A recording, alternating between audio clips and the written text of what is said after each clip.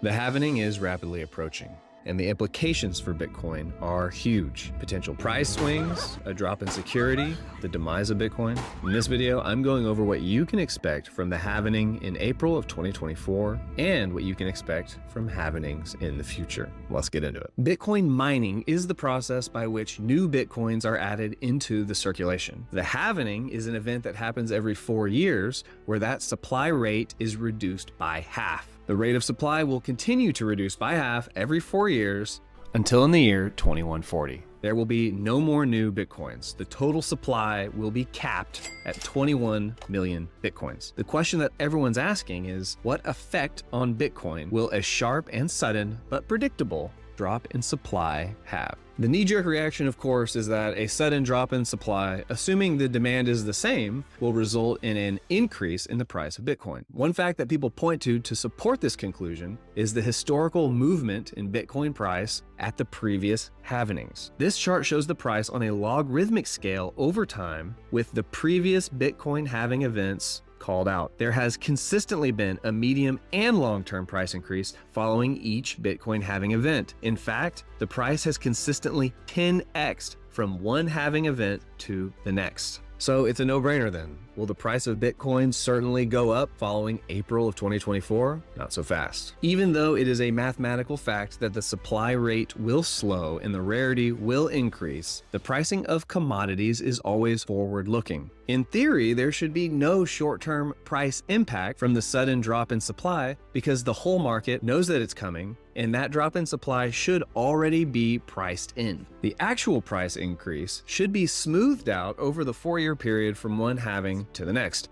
Of course, in practice, things are always much different than in theory. The pricing of other commodities will react much more strongly to sudden changes in the supply because the supply rate is unknown in the future. Bitcoin differs from other commodities in that supply rate of other commodities cannot be 100% known in the future. Let's say there's a huge fire and the supply of grain is suddenly halved. This would have a huge impact on the pricing because that change in supply was not known. As for the historical price movements of Bitcoin surrounding these halving events, the supply rate is not the only factor to consider. It is impossible to know exactly how much the price change is a result of the supply rate or other factors like social acceptance or SEC regulations. In my opinion, the dwindling supply is necessary, but it's not sufficient for the price of Bitcoin to continue to go up in the future. The groundbreaking properties and uses of Bitcoin must be coupled with social acceptance for it to continue to have value. My primary concern with the halvening is the potential effect it could have on the security of Bitcoin.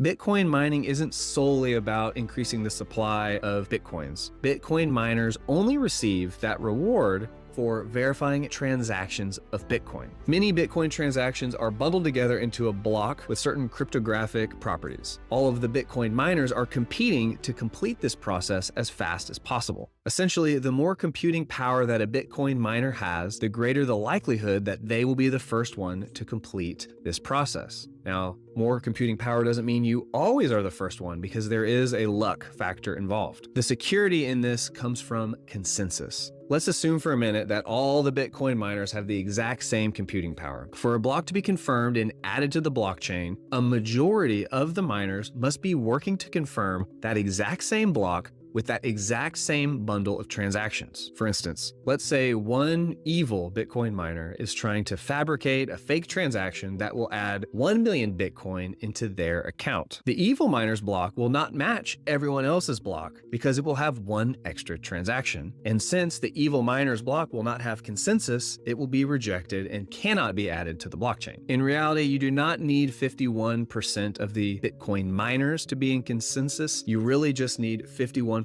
of the total computing power that is going into the mining process at any given time. So the more honest miners you have working to verify transactions and get that Bitcoin reward, the more difficult it'll be for an evil miner to come up with 51% of the computing power. For instance, if there are 99 honest miners, each one with 1 unit of computing power, and one evil miner, the evil miner needs 100 units of computing power to have the majority. If we then have more honest miners, let's say it goes up to 199, each with 1 unit of computing power, the evil miner now needs 200 units of computing power. The more people you have competing for that Bitcoin reward, the more secure the system is. This is where my problem with the halvening comes in. The problem with the halvening is that on that day, the total reward for all miners is going to be suddenly reduced by half. Remember, Bitcoin mining is not cheap. Bitcoin miners have to invest in expensive hardware and have to pay constant high electrical bills to run that hardware. There will be some amount of Bitcoin miners that are no longer profitable after the halvening, until the price of Bitcoin can go up enough to make up for the reduced supply. When the unprofitable miners leave the pool, the security will be temporarily lower. This has scary implications for two reasons. Not only does the security go down, but mining becomes more centralized. It will be the little guys that pushed out first because they lack an economy of scale. In the long term, we do not want Bitcoin mining to be concentrated amongst just a handful of the largest corporations. Currently, the reward for verifying a block for the blockchain is 6.25 Bitcoins. After the halvening in April of 2024, that reward will be reduced to 3.125 Bitcoins. It's important to remember that the rate of new blocks is constant. One new block is added to the blockchain every 10 minutes. At the current price of Bitcoin, which is around $41,500, we can calculate how much money Bitcoin miners are paid every day. A block every 10 minutes means there will be 144 blocks mined every day. Each block currently pays 6.25 Bitcoins, worth $41.5 thousand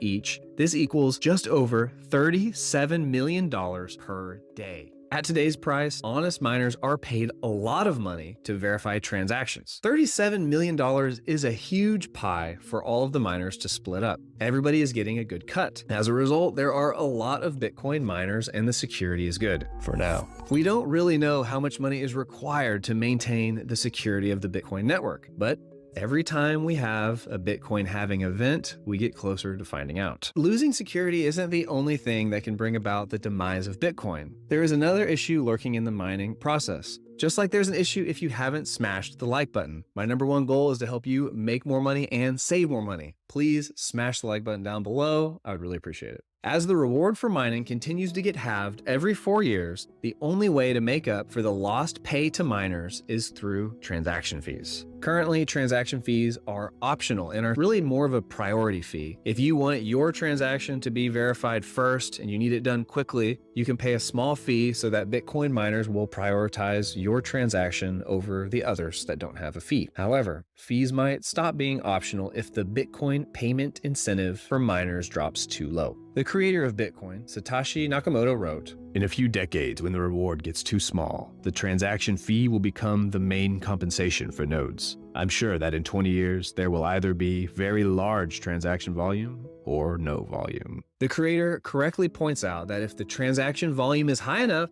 then the fees can be low and still result in enough money going to the Bitcoin miners. However, if the transaction volume drops, then the fees will have to be increased to keep the same incentive in place for honest miners. If transaction fees go too high, then more people will stop wanting to use Bitcoin, and then the volume drops and fees go higher, and it's a vicious cycle. The problem here is that the transaction volume can only be increased so much. You already know that the rate of new blocks is constant, one every 10 minutes. But did you know that the size of each block has a ceiling? A single block can hold a maximum of 1 megabyte of Bitcoin transactions. This means that there is a cap to how many transactions can be processed in a day. As Bitcoin becomes more popular and the number of transactions per day increases, there will be a point where the Bitcoin network cannot keep up. Slow transaction speed and higher fees will absolutely hurt the popularity of Bitcoin. This can be incredibly damaging to Bitcoin since social acceptability is necessary for Bitcoin to maintain the demand that it has today. In the long term, the current state of Bitcoin is threatened by future Bitcoin halving events. However, in the medium term, there are some exciting changes that should be positive for Bitcoin's popularity. The SEC just announced the approval of the new spot Bitcoin ETFs. Not only does SEC approval give social credit to Bitcoin, but having spot Bitcoin ETFs makes it easier for new investors to invest in Bitcoin. The only question now is,